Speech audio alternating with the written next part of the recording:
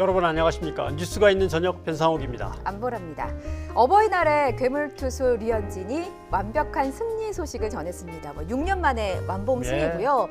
LA 다저스에서는 커쇼 이후에 3년 만에 완봉승이라고 합니다. 네, 국민의 입장에서 보면 멀리 미국 땅으로 자식을 보내고 응원하는 느낌인데 네. 어버이날인데 아주 뜻깊은 선물을 보내왔습니다. 실제로 류현진 선수 어머님의 생신이기도 하다고 합니다. 오, 그래요? 예.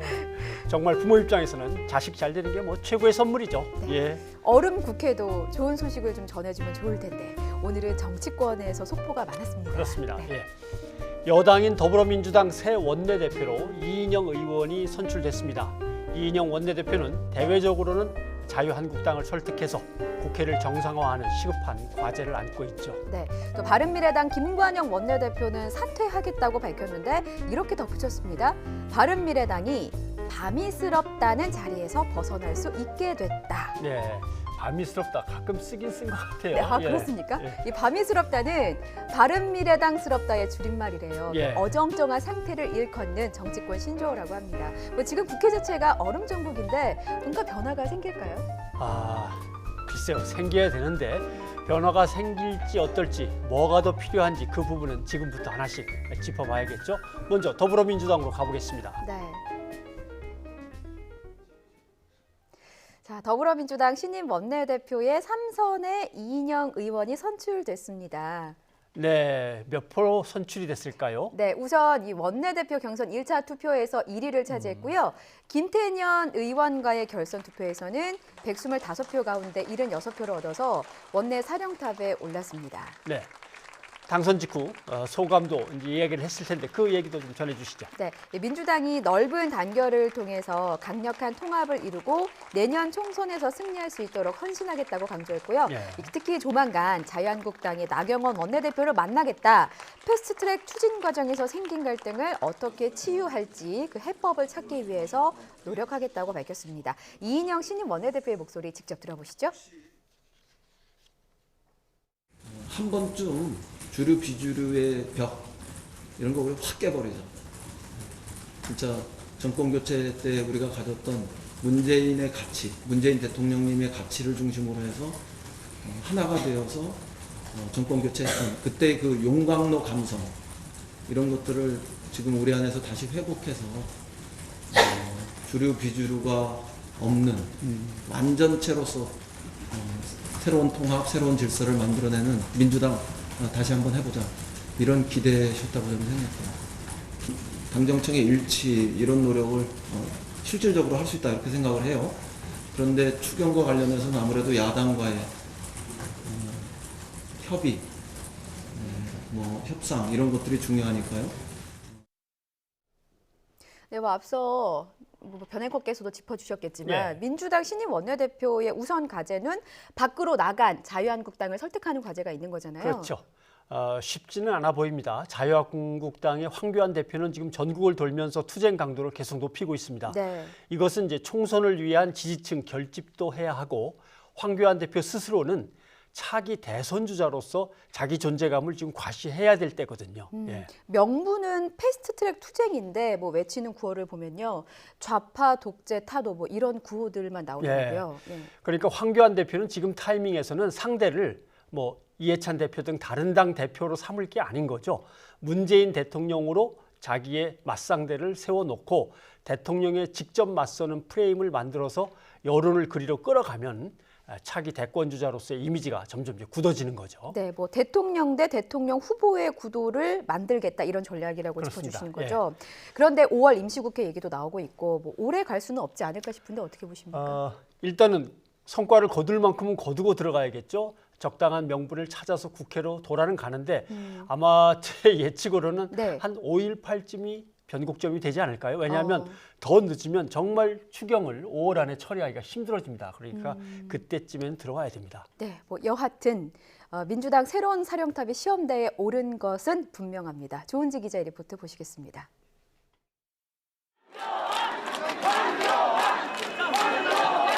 민생투쟁 대장정 이틀째 자유한국당 황교안 대표는 경남 지역에서만 180km를 누볐습니다.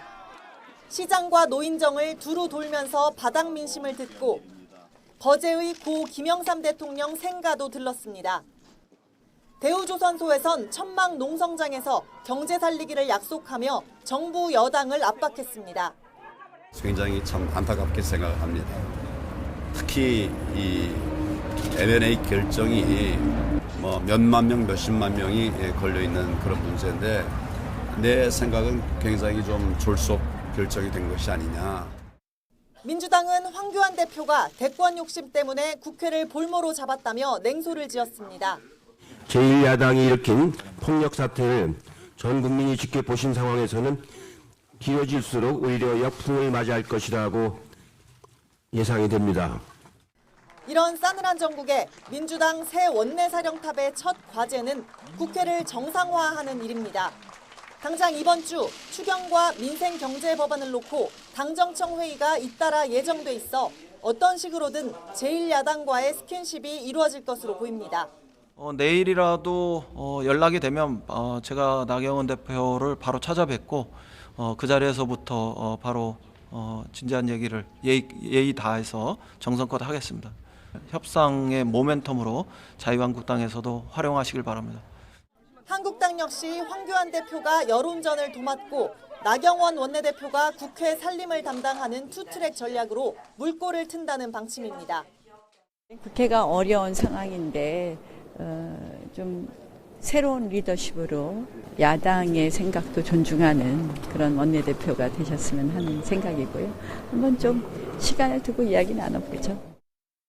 자유한국당이 아직 국회 전면 보이콧을 선언하지는 않은 상황. 새롭게 출범한 여당 원내 지도부의 정치력이 시험대에 올랐습니다. YTN 조은지입니다. 네, 이번에는 바른미래당으로 가보죠. 극한 내용을 겪던 바른미래당 김관영 원내대표가 15일, 그러니까 다음 주 수요일입니다. 이날 신임 원내대표 선거를 진행한 뒤에 사퇴하기로 했습니다. 네, 김 원내대표의 발언을 제가 좀 자세히 전하겠습니다. 의원총회 직후에 취재진과 만났습니다. 선거제도 개편과 공수처 설치, 검경 수사권 조정 법안의 패스트트랙 추진 과정에서 여러 의원들에게 드린 마음의 상처와 당의 여러 가지 어려움을 자신이 모두 책임지기로 했다면서 이같이 밝힌 겁니다. 바른미래당은 또 내년 4월 총선 국면에서 더불어민주당이나 자유한국당, 민주평화당과 통합이나 선거 연대를 추진하지 않기로 했다고 전했습니다. 김 원내대표는 창당 정신에 입각해서 앞으로 당의 화합과 자강, 개혁의 길에 매진할 것을 국민 앞에 약속드리며 의원 전원이 동의했다고 말했습니다. 네. 예, 늘 분당 위기 하면서도 예. 어떻게든 봉합을 해 나가는 모양입니다. 네. 예. 왜냐하면 집단으로 당을 떠나거나 당이 갈라지면 무지하게 춥고 배고파집니다. 왜냐하면 바른미래당 의석수가 지금 28석이잖아요. 네. 유승민계 8명, 안철수계 8명, 호남계가 9명, 그리고 기타 셋, 이 정도로 분류한다고 치면 어떻게 갈라지던 간에 원내 교섭단체 구성 요건 20석을 만들기가 어렵습니다. 20석이 안 되면 그 원내 교섭단체 정당 보조금이 끊기잖아요. 끊기죠. 예. 말씀하신 대로 정말 춥고 배고파지는 그럼요. 상황입니다. 예. 거기다가 바른미래당 당 자금이 지금 한 몇십억 된다고 하는데 당을 나가면 그걸 포기하고 나가야 되는 거죠. 그러니까 빈털터리로 새로 시작하는 겁니다. 쉽지 않습니다. 자유한국당으로 갈까? 그러면 배신하고 떠났다 다시 돌아온 돌이 되는데 공천받기도 힘들고 당선되기도 어렵죠. 예. 분위기 봉합하니까 저는 네. 좀 이쪽도 짚어봐야겠다는 생각이 듭니다. 검경 수사권 조정으로 이 경찰에 1차 수사 종경권을 주는 것에 대한 우려가 지금 나오는 상황이잖아요. 네. 이 조국 청와대 민정수석이 검찰의 사후 통제가 설계돼 있다 이렇게 밝혔습니다. 이거 해설이 필요해 보이는데요. 조국 수석이 해설을 위해서 옛날 동영상을 지목하기도 했습니다만 예. 우선 경찰이 사건을 기소 의견으로 넘겨도 검찰이 이거 너무 미진하다고 판단하면 재수사해와라 이렇게 요구할 수가 있고요. 예. 재수사하라고 그랬는데 경찰이 불응하면 검찰이 어느 정도의 강제력도 발휘할 수 있도록 하자는데 법무부 행정안전부가 의견을 모았다는 거죠. 예. 경찰이 불기소 의견으로 넘겼는데 사건 당사자가 여기에 동의하지 못할 경우에는 어떻게 되는 건가요? 그럴 때 사건은 검찰로 넘기도록 돼 있습니다. 예. 또 검찰이 보기에 왜 이걸 이렇게 처리했지 하고 부당하다고 판단되면 역시 재수사를 경찰에 또 요구를 할 수도 있는 거고요. 예. 그러니까 경찰이 사건을 슬그머니 덮는 식으로 수사는 할 수 없도록 설계가 다 돼 있다. 이런 설명인 거죠. 그렇군요. 예. 여기서 그럼 민감용 경찰청장의 발언도 이어서 살펴보기로 하죠. 예. 수사권 조정안과 관련해서 경찰이 중대한 시험대에 지금 올라 있다. 국민의 요구와 기대에 부응할 수 있도록 우리는 노력해야 한다라고 밝혔습니다. 네, 뭐 경찰의 입장에서는 수사권 조정안이 반갑겠죠. 그렇죠. 뭐 그동안 경찰의 노력에 기인한 바가 크다면서 지난 토요일에 직원들에게 이메일을 보냈습니다. 이 선진 형사사법 체계로의 변화가 점점 현실로 다가오고 있다. 이렇게 환영했지만 당부의 말도 이어갔습니다. 네. 아직 국민이 경찰에 온전한 신뢰를 보낸 것이 아니다. 민주, 인권, 민생 경찰로 도약하기 위해서 박차를 가해야 한다고 강조했습니다.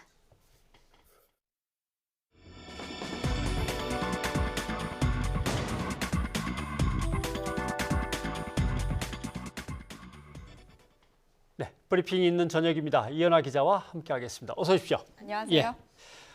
오늘 첫 소식은 뭡니까? 네, 허술한 전자발찌입니다. 오. 원래 전자발찌라는 게요, 성범죄 등을 저지른 전과자의 재범을 막기 위해서 만들어진 겁니다. 예. 네. 원리를 좀 살펴보면 전자발찌와 이제 GPS 수신기 등이 포함된 휴대용 감은 장치가 한 세트로 구성이 되어 있습니다. 네. 그래서 이 두 개가 멀리 떨어져 있거나 전원이 꺼져 있거나 뭐 전자발찌가 훼손될 때 뭐 어쨌든 이상한 상황이 발생을 하게 되면 관제센터에 경보가 울리게 됩니다. 네. 그런데 법무부가 2년간 전자발찌를 착용한 성범죄자를 위치 추적하는 과정에서 거의 800만 건 가까운 경보가 울렸는데 예. 이 중에 98.7%는요. 통화로만, 음성 통화로만 상황을 확인한 것으로 나타났습니다. 거의 전부라고 봐도 무방할 수치 아닌가요? 그렇죠. 사실 음성 통화로만 했을 때는 성범죄자가 거짓말을 했을 때도 확인할 길이 없는 문제가 있습니다. 예. 실제로도요. 2016년에 전자발찌를 착용한 A 씨가 새벽 놀이터에 술이 취한 여성을 지켜보고 있었습니다. 근데 인천보 관찰소에 전화가 왔습니다. 그래서 예. 누구랑 있냐, 뭐 하고 있냐 이런 질문에 아는 형님과 공원에 있다라고 거짓말을 하고 강간 미수 범죄를 저지른 그런 경우도 있었습니다. 경보가 울리면 원래 어떻게 대응을 해야 되는 겁니까? 원래 경보가 울리면요, 우선 이 관찰소에서 가장 먼저 할 일이 정확한 경위를 확인하는 겁니다. 예. 전화 통화뿐만 아니라 사실 사안이 중하다고 판단이 되면 현장 출동까지 가능합니다. 예. 네, 실제 작년에 발생한 사건을 좀 근거를 살펴보면 경위 파악이 얼마나 중요한지를 알 수가 있습니다. 과거에 A 씨가 미성년자 강제추행 혐의로 전자발찌를 찼었는데 아동시설에 들어가게 됐습니다. 전자발찌를 찬 경우 아동시설에 들어가면 자동적으로 경보가 울립니다. 근데 이 경보가 무려 4분 동안 울렸는데 위치 추적 관제센터에서 경위를 파악하지 않고 아무런 조치도 취하지 않았습니다. 결국 이 A 씨는요, 그 시설 안에 들어가서 강제추행 범죄를 또다시 저지르게 됐습니다. 일단 아무런 조치를 취하지 않을 때가 있고 조치를 취했는데 그냥 전화로 별일 없지? 네, 별일 없습니다 하면 그냥 끊어버리고 끝나는 경우도 있고 네. 다 이런 식으로 흘러간다면 전자발찌가 아무런 역할도 못하는 거 아닙니까? 맞습니다. 그래서 사실 상황이 오히려 이렇다 보니까 전자발찌를 끊고 달아난 성범죄 전과자가 경찰서에 먼저 잡혀가거나 뭐 관제센터가 먼저 통제하기보다는 시민들의 신고로 잡히는 일까지 발생을 했었는데요. 네. 지난 3월에도 이런 사건이 있었습니다. 경기도 시흥에서 벌어진 일인데 과거 청소년 성범죄 전과가 있던 60대 남성입니다. 신모 씨가 있었는데 이틀 전 전자발찌를 끊고 달아나 수배 중이었습니다. 네. 자, 그런데 이런 신 씨를 붙잡은 것은 경찰도 관제센터도 아니었습니다. 바로 누구냐? 버스기사였습니다. 이 수배 전단을 유심히 봤던 버스기사 김모 씨가 이 신 씨를 딱 한눈에 알아보고 경찰에 신고한 겁니다. 실제로도 앞서 설명드린 이런 허술한 전자발찌 때문에 전자발찌를 착용하고도 재범을 저지른 사람이 최근 5년간 300명 가까이 이루고 있습니다. 이런 허술한 점은 분명히 좀 보완할 필요가 있겠습니다. 네, 맞습니다. 예, 다음 소식은 인보사 관련한 뉴스 준비하셨네요. 네, 맞습니다. 예. 검찰이 코롱, 그 인보사 제약회사죠. 예. 코롱에 대한 수사에 착수를 했습니다. 예. 핵심은요, 코롱 측이 골관절염 치료제인 이 인보사의 성분을 바뀐 걸 알고도 판매했느냐 이 부분인데요. 현재 코롱 생명과학은 원래 허가받은 연골세포가 아닌 신장세포를 이용해 인보사를 제조하고 또 고의로 숨겨 판매했다는 의혹을 받고 있습니다. 인보사에 들어간 신장세포는 종양을 유발할 가능성이 있는 것으로도 알려져 있습니다. 네. 인보사가 혹시 다른 누군가의 어딘가에 비호를 받는 거 아니냐 이런 의혹도 있었던 것 같은데요. 네, 그렇죠. 근데 사실 이 인보사 관련해서는 크게 의혹은 두 축입니다. 이 제약회사 관련된 게 있고요. 그리고 식약처 관련된 의혹이 네. 하나가 있는데요. 식약처는 사실 이제 의약품을 심의하고 허가하는 국가기관이죠. 예. 그런데 식약처가 의혹을 받고 있는 내용은요. 2017년 이 문제 인보사 제품의 허가 심의를 부정하게 진행했다는 의혹을 받고 있는 겁니다. 예. 앞서 소비자 주권 시민회의라는 시민단체 측은요. 이 코오롱 회사와 그리고 식약처를 고발했고 서울중앙지검은 형사 2부의 사건을 배당해 수사에 착수했습니다. 이 소식을 들은 인보사 투약 환자들이 저는 걱정인데 불안감이 네. 상당할 것 같아요. 어떤 움직임을 보이고 있습니까? 네, 지금 집단 소송을 준비하고 있습니다. 검찰 수사와 별도로 움직이고 있는 건데요. 예. 인보사 투약 환자들이 이제 코롱 측을 상대로 해서 집단 손해배상 소송을 준비 중이고 아마 이번 달 안에 소장을 접수할 예정입니다. 예. 현재까지 소송 참여 의사를 밝힌 환자가 100여 명 정도가 됩니다. 예. 그런데 국내에서 이 인보사를 투약한 환자의 숫자가 3,700여 명에 이르는 만큼 엄청난 숫자거든요. 예. 그래서 아마 소송에 참여할 환자는 더 늘어날 가능성이 있습니다. 네. 다음 소식은 뭡니까? 네, 다음 소식은 승리 관련된 소식입니다. 예. 경찰이 17차례의 소환 조사 끝에 성매매 알선과 횡령 혐의를 적용해서 가수 승리에 대한 사전 구속영장을 신청했습니다. 예. 승리의 성매매 알선 혐의에 대해서 살펴보면 총 3건입니다. 2015년에 일본인 투자자 등을 상대로 해서 2건이 있었고요. 그리고 2017년 필리핀 팔라완 쪽에서 1건이 있었습니다. 경찰 수사는 진술, 그리고 계좌 예. 추적 등을 중심으로 했는데 예. 증거를 꾸준히 확보해 왔습니다. 특히 2015년 성접대 의혹 같은 경우는 승리와 동업자인 유인석 전 유리홀딩스 대표와 예. 그리고 또 유흥업소 직원들의 진술 이런 것들이 결정적인 역할을 했고요. 네. 2017년 건 같은 경우는 계좌 추적으로 형의 입증의 증거를 찾았습니다. 예. 성매매 알선 혐의 짚어주셨고 또 다른 혐의인 횡령 혐의도 좀 알아볼까요? 네, 횡령 혐의. 이제 경찰은 가수 승리가요 버닝썬 자금 2억 원을 횡령했다라고 보고 있습니다. 예. 승리가 운영하는 주점 몽키 뮤지엄이라는 브랜드를 이제 쓰게 허용해주는 대가로 해서 사용료 명목으로 받은 돈인데 예. 이게 경찰은 사실상 돈을 빼돌리기 위한 허위 계약으로 보고 있습니다. 경찰은 그래서요. 일단 말씀드린 그 유 씨에 대해서도 성매매 알선 혐의와 횡령 혐의로 구속영장을 신청했고 예. 또 다른 버닝썬 다른 주주들에 대해서도 예. 횡령 혐의에 관련해서 또 수사를 하고 있습니다. 네. 또 이른바 단톡방 멤버들과 함께 그 여성을 집단 성폭행했다는 의혹을 받고 있는 가수 최종원 씨 등 3명에 대해서는요. 검찰이 준특수강간 등의 혐의를 적용해서 구속영장을 청구했습니다. 이 최 씨에 대한 구속 전 피의자 신문은 내일 오전 10시 반 법원에서 열릴 예정입니다. 네. 지금 뭐 성매매 알선이나 횡령이나 다 결국은 개인 비리에서 끝나는 것 같은데 네. 국민들이 또 의혹을 갖고 있는 것은 과연 조직적으로 누가 또 뒤를 봐줬느냐 그 문제인데 그건 이제 앞으로 수사가 어떻게 될지는 더 지켜봐야 되겠군요. 네, 그렇습니다. 예. 수고하셨습니다.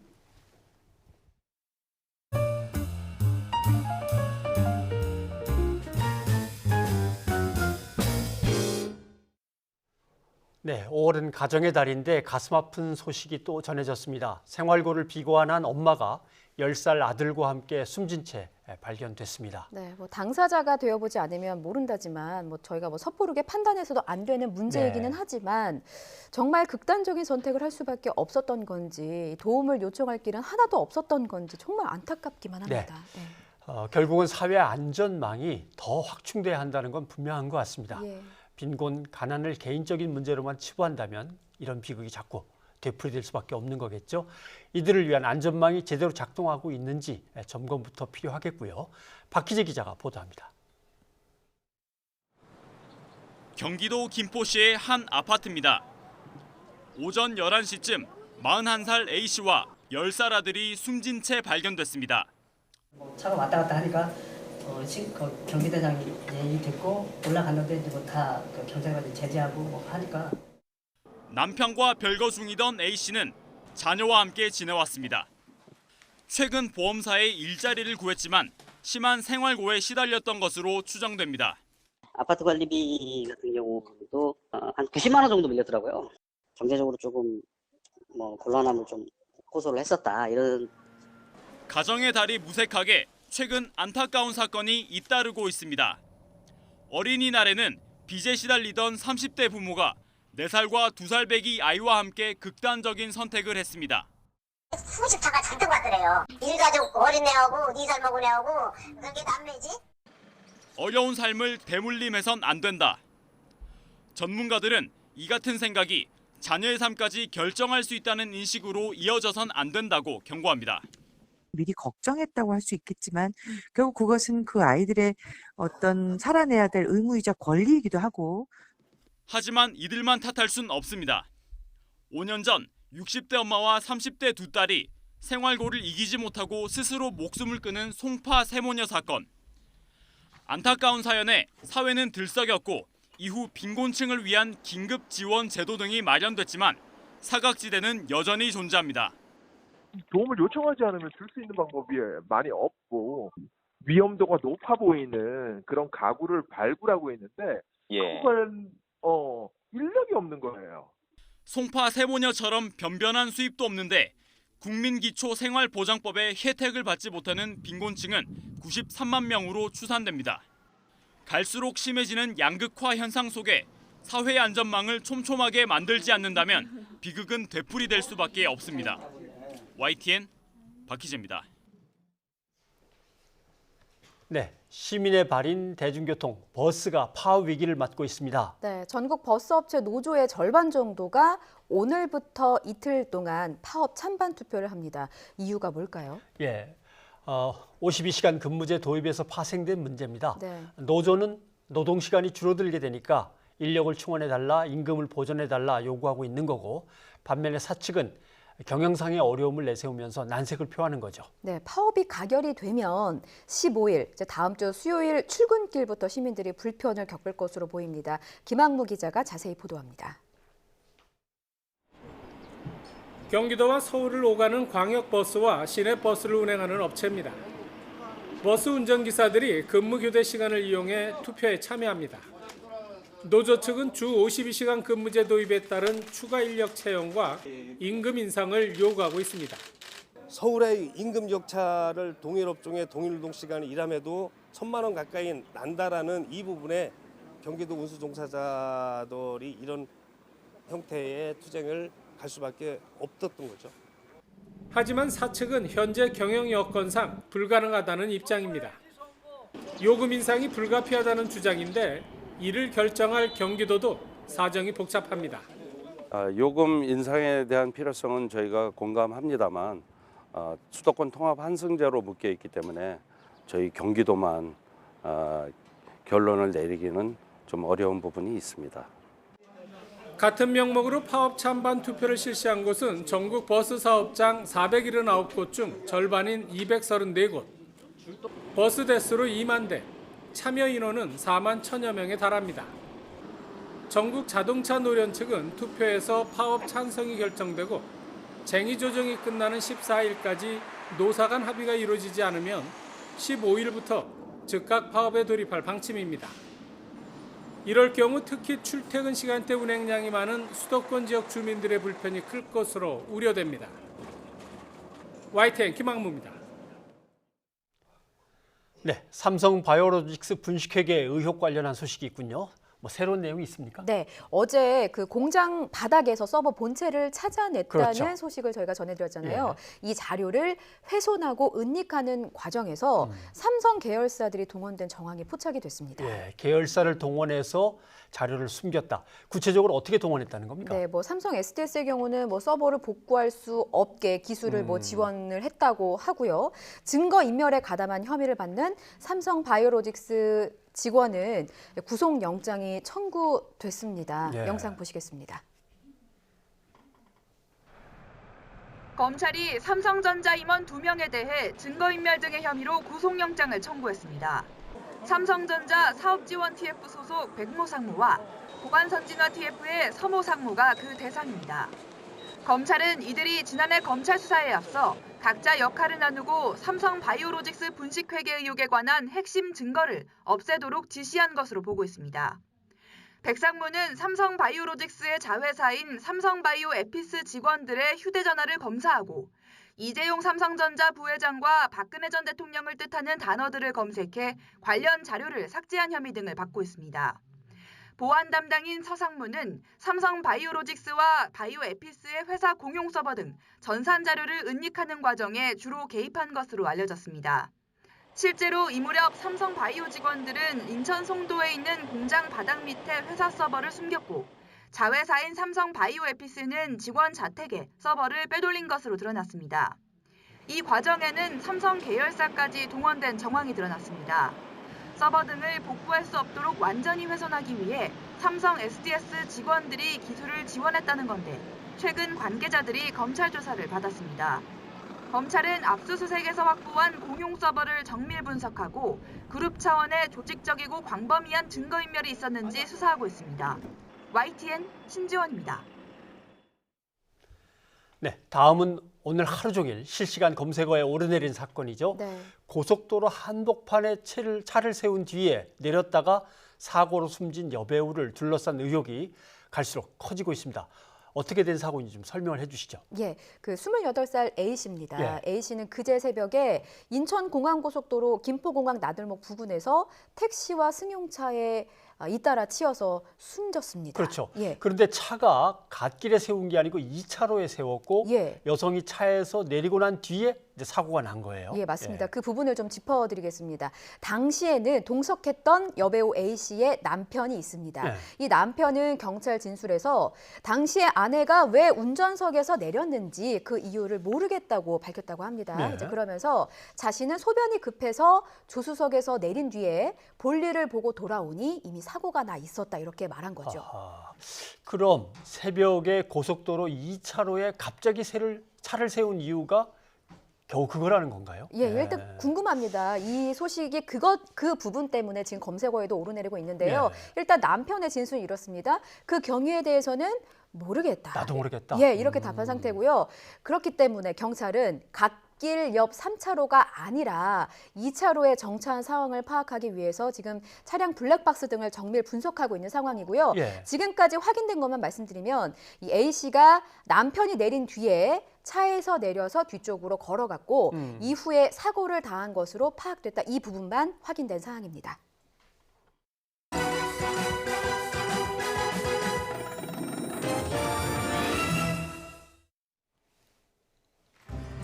인터넷을 뜨겁게 달군 기사 종류 가리지 않고 다 모았습니다. 내 맘대로 탑3. 자, 오늘은 한마디 탑3부터 좀 가볼까요?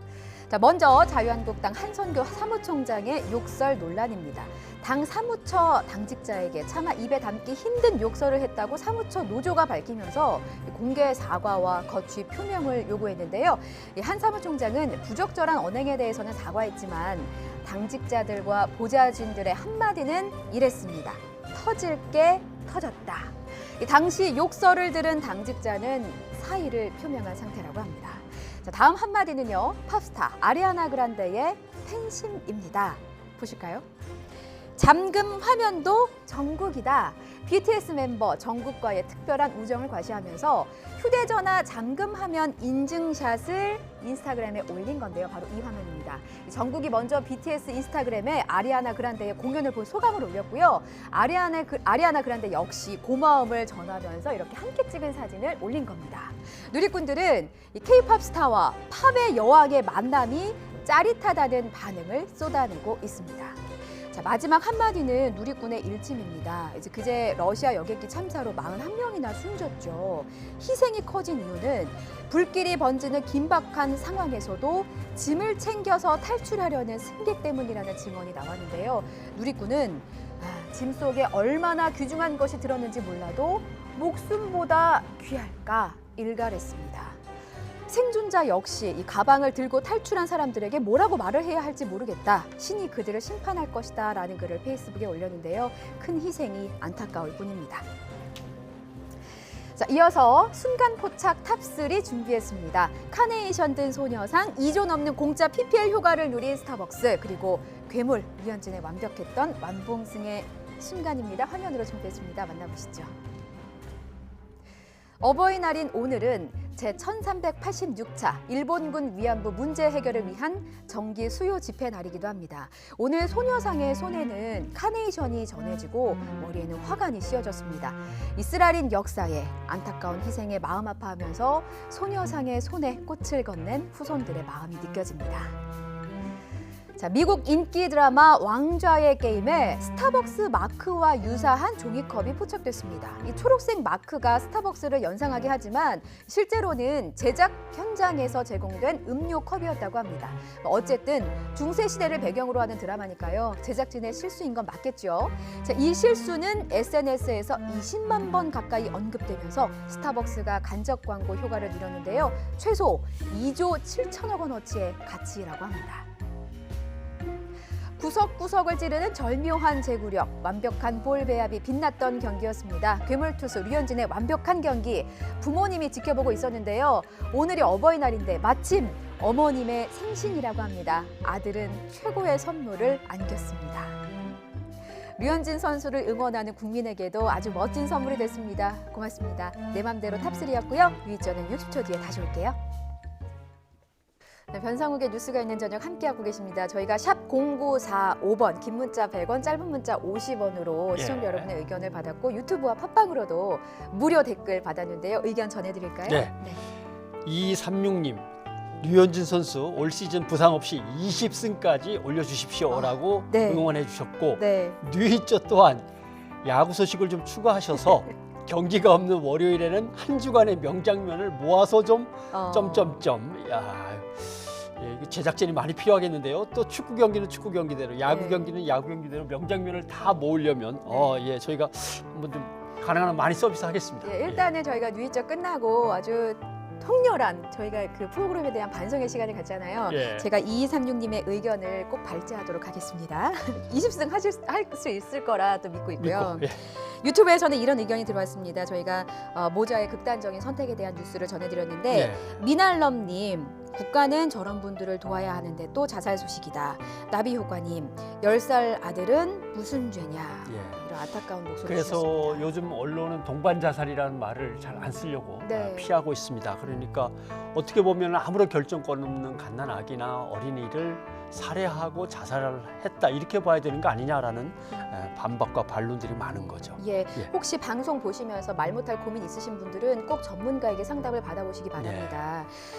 마지막으로 김대승님의 의견 전해드릴게요. 저희가 버스 노조의 그 파업 찬반 투표 소식 전해드렸는데 실제로 버스기사 친구들 정말 고생하더라. 그렇죠. 실제로 버스기사를 하는 친구 왈 고생이 문제냐. 시간 줄어 급여 줄면 내 딸, 내 아내는 굶으라고 이렇게 말씀하셨다고 하네요. 이 말씀 들으면서 좀 속이 상하셨나 봅니다. 네, 버스에서는 언제나 운영이 어렵다 그러면서 보조금도 받고 하는데 아무튼 버스 기사들의 어려운 사정 잘 뭔가 논의가 되어서 물론 뭐 시민들의 큰 불편 없이 잘 끝나기를 기원하지만 버스 기사들의 처우도 많이 나아지기를 저희가 바라겠습니다. 오늘 어버이날을 맞아서 많은 분들이 부모님에 대한 사랑을 표현해 주셨는데요. 그래서 음악 있는 저녁으로 모든 부모님께 감사의 인사를 드릴까 합니다. 혹시 어떤 음악 준비하셨나요? 라디의 엄마 준비했습니다. 들어보시죠. 아무것도 모르고 살아왔네요. 엄마 이름만 불러도 왜 이렇게 가슴이 아프죠. 모든 걸 주고 더 주지 못해 아쉬워하는 당신께 난 무엇을 드려야 할지. 엄마 나의 어머니 왜 이렇게 눈물이 나죠. 가장 소중한 누구보다 아름다운 당신은 나의 어머니. 당신은 나의 어머니.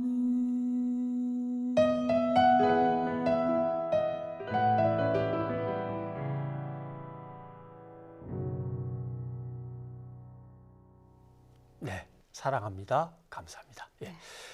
다음 소식으로 가보죠. 어젯밤에 한미 정상이 통화를 했습니다. 네. 내용 중에 안앵커는 어떤 내용이 눈에 들어오던가요? 저는 식량 지원이 눈에 들어왔습니다. 이 네. 한국의 대북 식량 지원을 지지한다라고 트럼프 대통령이 밝혔는데요. 저는 뭔가 여기서 실마리를 찾나 이게 돌파구가 되나 이런 생각이 좀 들더라고요. 네. 뭐 충분히 고려할 수 있는 문제 같습니다. 예. 한미 정상이 조기에 비핵화 협상을 다시 시작하려고 방안을 모색하고 있는데 안앵커 말처럼 식량 지원하면 북한도 굳이 싫다고 딱 잡아떼기는 뭐한 주제여서 북한이 테이블로 나올 수 있을지 이제 관심이 모아지는 거죠. 예, 제가 뭐 맥을 잘 짚은 겁니다. 네. 식량 지원이 성사가 되면 대화 국면으로 들어는 가겠지만 변수도 있습니다. 이제 일단 북한이 미온적인 태도를 보이고 있고 예. 그리고 국내외 여론도 중요한 변수가 될 텐데요. 이 부분까지도 한번 들여다보겠습니다. 김도원 기자입니다.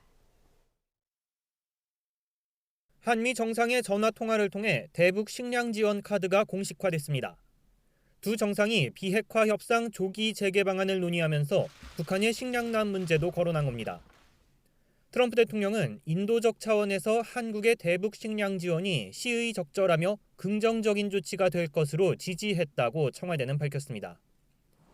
이번 통화가 북한의 단거리 발사체 발사를 계기로 이뤄졌다는 점을 고려하면 북한이 대화 궤도에서 이탈하지 않도록 달래는 데 초점을 맞춘 것으로 해석됩니다. 한미 양국이 대화 의지를 분명히 하면서 북한에도 복귀 명분을 주고 호응을 촉구한 겁니다. 앞서 문 대통령은 북한의 비핵화 조치에 대해 취할 수 있는 상응 조치의 하나로 인도적 지원을 언급한 적이 있습니다. 인도적인 지원을 한다든지 또는 무슨 스포츠 교류라든지 예술단이 오간다든지 이런 비정치적인 교류도 있을 수 있고 대북 식량 지원이 성사되면 이를 위한 남북 고위급 회담 등이 잇따라 열리면서 대화 국면이 조성될 수 있습니다. 다만 지난 겨울 독감 치료제 대북 지원이 무산되는 등 최근 인도적 지원에 대한 북한의 반응이 별로 적극적이지 않았다는 점이 변수입니다. 단거리 발사체 발사 직후 대북 지원 계획에 국내외 여론이 어떻게 움직일지도 고려 사항입니다. 청와대는 구체적인 식량 지원 품목이나 규모, 지원 방식 등은 아직 확정된 게 없다며 이제 논의를 시작하겠다고 밝혔는데 비핵화 대화 재개의 모멘텀이 될지 주목됩니다. YTN 김도원입니다. 자, 그런데 북한이 식량 지원을 얼마나 필요로 하는 상황인가요? 네. 북한은 지금 상당히 식량난이 심각한 걸로 알려지고 있습니다. 네. 폭염 때문에 가뭄이 심했고요. 그다음엔 바로 또 폭우 때문에 홍수가 났고요. 거기다가 계속되고 있는 대북 제재 영향으로 심하죠. 북한 스스로가 자존심을 내려놓고 인도적인 식량 지원이 필요하다라고 얘기할 정도면 정말 심각한 것 같습니다. 예. 김지선 기자가 자세히 설명합니다. 한반도 전역에 폭염이 기승하던 지난해 여름. 북한 노동신문 특집 기사입니다. 온 나라가 떨쳐나 고온과의 투쟁에 나서라고 독려했습니다. 연일 평양의 최고 기온이 기록을 경신했고 북부 지역인 자강도 만포시도 40도를 웃돌았습니다. 깊은 중불 뽑아대기 등을 진행해서 농작물들이 가물을 타지 않게 하고 있습니다. 10만 헥타르가 가뭄에 갈라졌고 엎친 데 덮친 격으로 폭우까지 내리면서 최악의 식량난은 현실이 됐습니다. 유엔 식량농업기구는 연료와 비료, 기계와 부품이 제때 반입되지 못한 것도 원인으로 꼽았습니다. 대북 제재가 식량 부족에 악영향을 미쳤다고 지적한 겁니다. 당국의 배급량이 줄었지만 시장에서 먹거리를 살 수 없는 취약계층의 피해는 더욱 심각한 것으로 알려졌습니다. 북한 당국이 외부의 어려운 사정까지 알려가며 국제사회의 도움을 호소한 건 이런 배경 때문으로 풀이됩니다. 해외 동포 단체를 통해서 간접적인 지원을 계속 요구하고 있죠. 그거는 어렵다는 증명이 표현이고. 상반기 강수량이 적었던 올해 사정은 더 나빠질 것이란 전망 속에 국제사회와 정부도 인도적 개입 움직임을 보이고 있습니다. YTN 김지선입니다. 네. 스티븐 비건 미 국무부 대북정책 특별대표가 오늘 우리나라에 왔습니다. 이 소식을 좀 짚어주시죠. 네, 비건 대표가 우리나라를 찾은 건 최근 북한 무력 시위에 대한 평가를 공유하고 향후 대응책을 조율하기 위해서입니다. 앞서 일본에서 북한 비핵화와 관련한 협의를 했고요. 이어서 오늘 저녁에 입국했는데 취재진의 질문에는 아무런 답도 하지 않았다고 합니다. 비건 대표는 내일부터 이틀 동안 이도훈 한반도 평화교섭 본부장과 북한의 단거리 발사체 발사 등을 평가하고요. 북미 간 대화 재개 방안을 논의할 전망입니다. 또 비핵화, 남북관계 워킹그룹 회의를 열고 대북 식량 지원 등을 협의할 것으로 보입니다. 비건 대표는 방한 기간에 청와대를 방문할 예정인데요. 하지만 이 문재인 대통령과의 면담 여부는 정해지지 않았습니다.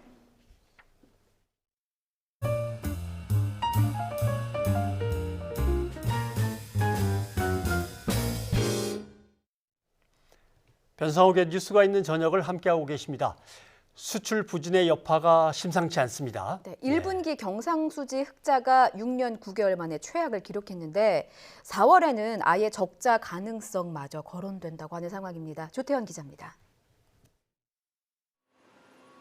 지난 1분기 우리나라를 대표하는 반도체 기업인 삼성전자와 SK하이닉스는 나란히 실망스러운 성적표를 내놨습니다. 반도체 등 주력 상품의 수출이 예상보다 더 부진했기 때문입니다.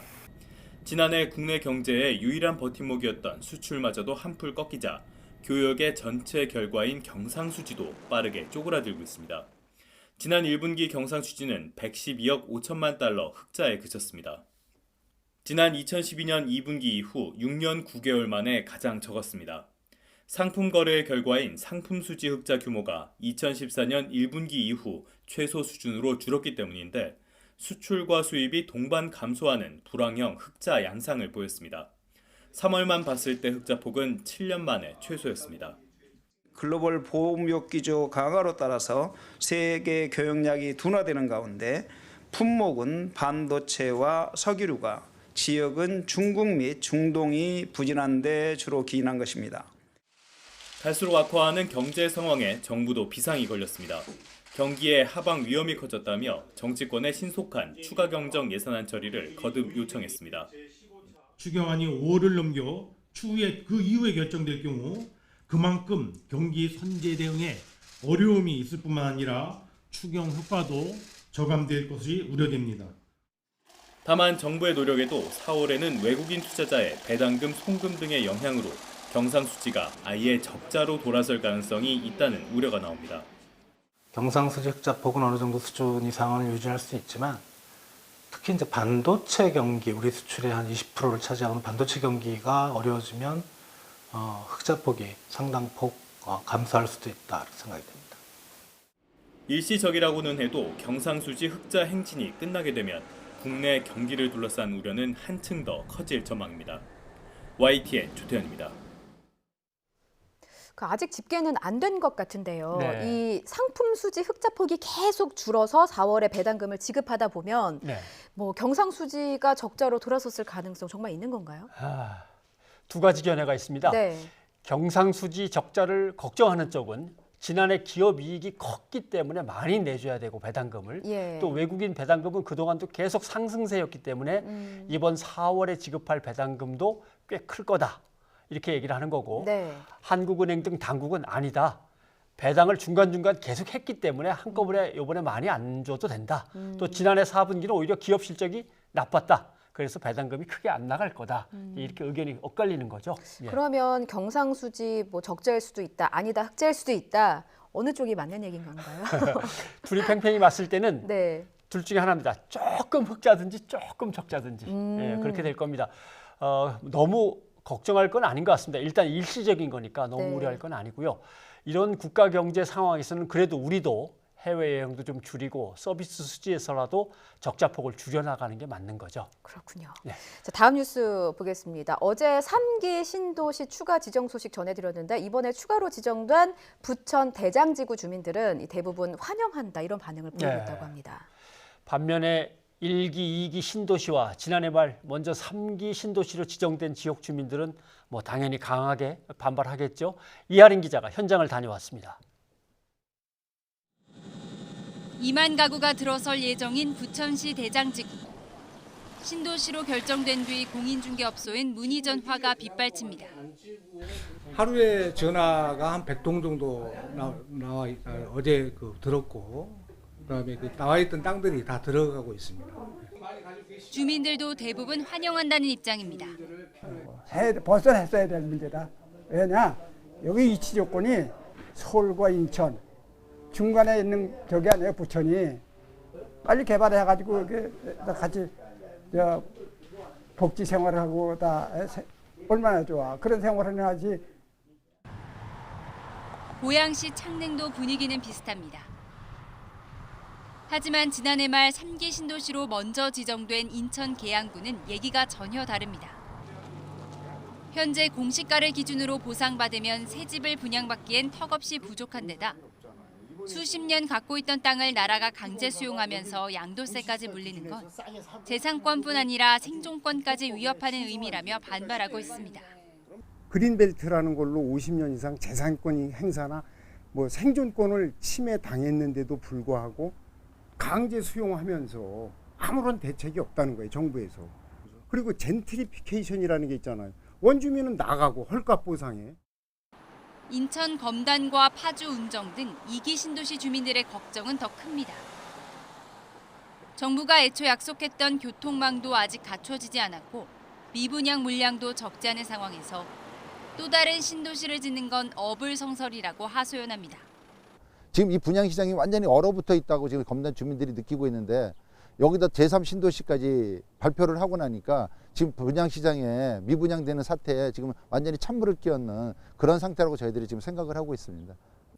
특히 3기 신도시 지정은 1기 신도시인 일산의 사망선고라는 청와대 국민청원까지 올라왔습니다.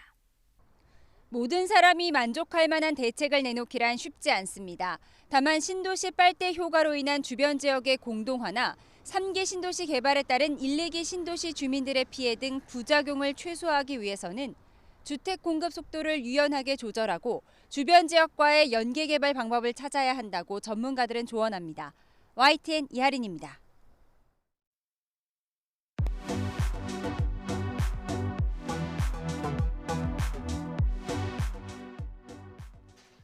과학기술의 변화를 통해서 미래의 삶을 엿보는 시간, 미래가 보이는 저녁입니다. 네, 얼마 전 국내 포털업체 네이버가 개인정보가 담긴 메일을 수천 명에게 잘못 보내는 사고를 일으켰는데요. 이효은 IT 칼럼니스트와 함께 자세히 알아보겠습니다. 안녕하십니까? 예, 어서 오십시오. 안녕하세요. 예. 개인정보 유출 대상자가 100, 200도 아니고 2,000명이라고 얘기 들었습니다. 이게 어떻게 된 일입니까? 정확하게는 2,222명입니다. 지난 4월 30일 이제 새벽에 일어난 사건인데요. 네. 이 네이버가 애드포스트라고 해서 이제 블로그에 광고를 달면 수익을 나눠주는 그런 서비스를 운영하고 있습니다. 네. 그래서 이 서비스를 이제 다신 분들한테 원천징수 영수증을 발송을 하다가 시스템 오류가 생겼어요. 그래서 한 명한테 하나씩 가야 될 원천징수 영수증이 이 하나로 합쳐져 버려서 2,200명 분의 영수증이 2,200명한테 날아간 겁니다. 그러니까 이 안에는 이제 이름, 주소, 주민등록번호, 그다음에 얼마를 받는지까지 다 기록이 돼 있었거든요. 그래서 좀 이 받으셨던 분들 입장에서는 굉장히 많이 당황했던 그런 사건이었다라고 합니다. 그렇죠. 받는 사람 입장에서는 내 정보도 들어있고 다른 사람 것도 다 볼 수 있고 반대로 얘기하면 다른 사람이 내 것도 볼 수 있고. 그렇죠. 그런데 이번 사고에 대한 네이버의 조치가 논란이던데 왜 그런 건가요? 이게 그 네이버는 일단 이 사실을 인지한 다음에 바로 이 네이버 메일에 있는 발송 취소 기능이 있거든요. 이걸 이용해가지고 이 메일을 읽어보지 않은 사람들한테는 이 발송을 취소를 했습니다. 여기까지는 괜찮은데요. 문제는 이 메일을 읽은 사람들 있잖아요. 근데 이 읽은 사람들 메일도 새로 프로그램을 짜가지고 강제로 메일을 삭제를 했다라는 겁니다. 없던 기능을 새로 만들어서까지. 그렇습니다. 단 이건 네이버 메일을 이용하시는 분들한테만 해당이 되고요. 다른 이메일 서비스를 이용하시는 분들한테는 해당이 되지 않기 때문에 이분들에게 개별적으로 연락을 해서 이 메일을 삭제를 해달라라고 좀 요청하고 있다. 그렇게 얘기를 하고 있습니다. 근데 누가 내 메일함에 들어와서 내게 도착한 편지를 삭제하고 이게 허용이 돼야 되는 건가요? 잘 모르겠는데요. 일단 그 의견이 크게 두 개로 나뉘어져 있습니다. 아까도 말씀드렸지만 읽지 않은 편지를 삭제하는 건 문제가 안 되는데요. 이 읽은 편지를 삭제하는 거는 정말로 이제 원래 있지 않았던 기능을 억지로 만들어서 이제 급하게 한 거거든요. 근데 어떤 전문가들 입장에서는 이 내용으로 인해서 2차 피해가 발생한 우려가 굉장히 큰 상황이기 때문에 그렇게라도 했어야 된다라고 이제 얘기하신 분들이 계시고요. 다른 한편으로는 어쨌든 이 개인정보함은 내 사적인 정보가 담긴 곳인데 먼저 연락을 취해서 좀 삭제를 해달라라고 라고 양해를 구해야 되는 것이 맞지 않는가라고 얘기를 하고 계십니다. 예, 뭐 이런 일이 또 일어나지 않는 게 더 사실은 더 중요한데 예. 네이버가 뭐 재발 방지 대책 같은 거를 내놨나요? 일단은 급해서 삭제를 하긴 했는데요. 네. 자기들이 어떤 개인 편지함을 열람할 수는 없다라고 얘기를 하고 있습니다. 뭐 암호화돼서 저장되기 때문에 기술적으로 안 된다라고 얘기를 하고 있고요. 네. 그 다음에 앞으로 이런 개인 정보가 담긴 첨부 파일을 첨부 파일 형태로 보내지 않고 이제 뭐 링크를 누르면 온라인으로 접속해가지고 직접 확인할 수 있는 뭐 그런 형태로 바꾸겠다라고 얘기를 하는데 보통은 이게 보통 암호화를 시켜서 보내거든요. 그런데 뭐 여러 가지 다른 데 쓸 용도가 있어서 보낸 거기 때문에 그냥 보내다가 이런 사태가 일어난 것 같긴 한데요. 좀 잊지 말아야 될 일이 좀 했으니까 좀 앞으로는 제대로 된 그런 재발 어떤 대책을 해야겠죠. 만약에 제가 중요한 정보가 담긴 이메일을 실수로 엉뚱한 사람들한테 쫙 보냈다. 그러면 당장 뭐부터 해야 됩니까? 잘못했습니다. 빨리 그 메일을 삭제해 주십시오라고 메일을 보내서 사정을 하셔야 됩니다. 근데 이게 농담이 아니고요. 정말로 실제로 이메일을 잘못 보내서 그 낭패를 보신 분들이 꽤 많이 계세요. 그런 일이 실제로 많을 것 같아요. 제 그리고 생각에도. 이게 이메일 잘못 보내서 낭패를 본 회사도 굉장히 많이 있고요. 이분들이 이 시스템상 직접 수동으로 메일을 삭제할 수 있는 방법은 거의 없습니다. 그러니까 삭제해달라고 좀 사정을 하는 이런 수밖에 없는 거고요. 다른 한편 또 그 네이버 메일이나 아니면 몇몇 다른 이메일 서비스에서는 발송을 했을 때 발송을 취소할 수 있는 기능이 들어가 있거든요. 그래서 발송을 취소할 수 있는 기능이 있으면 빨리 확인하시고 발송을 취소하는 게 낫고요. 또 회사에서 이런 일이 벌어졌을 경우에는 이제 개인정보보호법에 명시된 필수 조치를 반드시 하셔야 됩니다. 그러니까 최대한 빨리 이 개인정보 유출이 당사자한테 통보를 해서 당신 정보가 유출됐습니다라고 이제 알려줘야 되고요. 두 번째로 이것을 어떻게 그 피해를 최소화할 수 있는 대책을 세워서 즉시 집행을 해야 됩니다. 그리고 마지막으로 관련된 내용을 홈페이지에 7일 이상 이제 기재를 해야 되는데요. 혹시라도 유출된 내용이 1만 명 이상일 경우에는 이 관련 기관 한국인터넷진흥원에서 신고를 받고 있거든요. 여기다가 바로 신고까지 하셔야만 됩니다. 참 뛰어난 디지털 기술을 이용하면서도 수습 방법은 이제 삭제해달라 이렇게 아날로그적인 방법을 이용해야 한다는 게 조금 아이러니하기도 합니다. 개인정보를 제대로 보호하기 위해서 어떤 제도적인 보완이 필요하지 않을까 싶은데 어떻게 보십니까? 이게 참 진짜 어려운 문제인데요.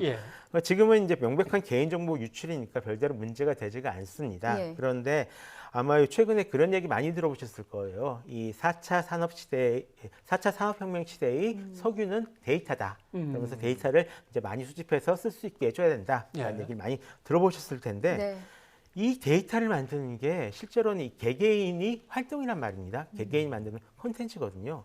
그래서 이 데이터를 제대로 활용하면서도 또 보호할 수 있는 이런 굉장히 좀 솔로몬의 지혜 같은 어떤 규제를 빨리 만들어 놓을 필요가 있는데 이와 관련해서 이제 개인정보 보호를 위해서 만들어진 법안들이 한 지금 100여 개가 넘습니다. 150개가 넘는 걸로 알고 있는데요. 국회에서 길면 16개월 넘게 지금 계류 상태로 지금 머물러 있는 중입니다. 제대로 된 논의도 못하고 개인정보 보호에 대한 새로운 규칙도 지금 못 만들어 놓고 있는 거죠. 그래서 이런 부분들이 좀 빨리 어떻게 좀 해결이 됐으면 좋겠다. 빨리 논의가 시작됐으면 좋겠다라는 이제 바람을 가지고 있고요. 또 다른 한편으로는 저희 개개인이나 아니면 회사 같은 경우에도 정보 보호를 하는 것을 좀 쓸데없는 비용, 귀찮은 일 이렇게 인식하는 경우가 굉장히 많습니다. 근데 저는 이걸 좀 보험이다라고 생각을 해주셨으면 좋겠거든요. 특히 개인 같은 경우는 이 어떤 그 SNS나 아니면은 뭐 홈페이지 이용하실 때 요즘은 그 2단계 인증이라는 게 있습니다. 아이디랑 패스워드 입력하고 거기에 휴대폰으로 문자 메시지까지 받아서 암호를 입력해야지만 들어가는 건데요. 이것만 등록해 두셔도 이 해킹을 굉장히 많이 막을 수가 있으니까요. 혹시 안 하신 분들 계시면 지금이라도 등록해 두시면 참 좋으실 것 같습니다. 이완 칼럼니스트 오늘 도움 말씀 고맙습니다. 네, 이번에는 시청취자 반응 소개해드리겠습니다. 저희가 샵 0945 유료 문자로 받았고 유튜브 팟빵에서도 댓글 받았는데요. 먼저 저희 유튜브에서 올라온 의견 전해드릴까요? 독도 우리 땅님 중세 시대에 창립된 스벅이군요. 하하하 하셨는데 저도 이거 본방사수했는데 데니 옆에 그 잔이 놓인 걸 왜 못 봤을까요? 순간 포착을 못 하셨군요. 저는 이 독도 우리 땅님 아이디가 마음에 참 듭니다. 쟁이 있게 구님. 세계 최초 기술 삼성이라 가능했다. 공장 바닥 은닉 기술. 이거 삼성바이오로직스의 분식회계 예. 의혹과 관련한 뉴스 전해드리면서 보내신 문자 같고요. 김한준님 유튜브 의견입니다. 정부가 키운 괴물 모래성 삼바. 역시나 삼성바이오로직스에 대한 의견 주셨네요. 그 다음에 이거 제가 읽으려다가 라 모짜 빼놨지? 예, 그런 것 같습니다. 이태리 올까요? 예. 엄마의 눈물이 아름다운 날, 어버이날 이렇게 문자 보내주셨네요. 네, 어버이날을 맞아서 따뜻한 의견들 많이 주셨습니다. 뉴스가 있는 저녁은 여기서 인사드리겠습니다. 네, 저희는 내일 다시 찾아뵙겠습니다. 여러분 고맙습니다.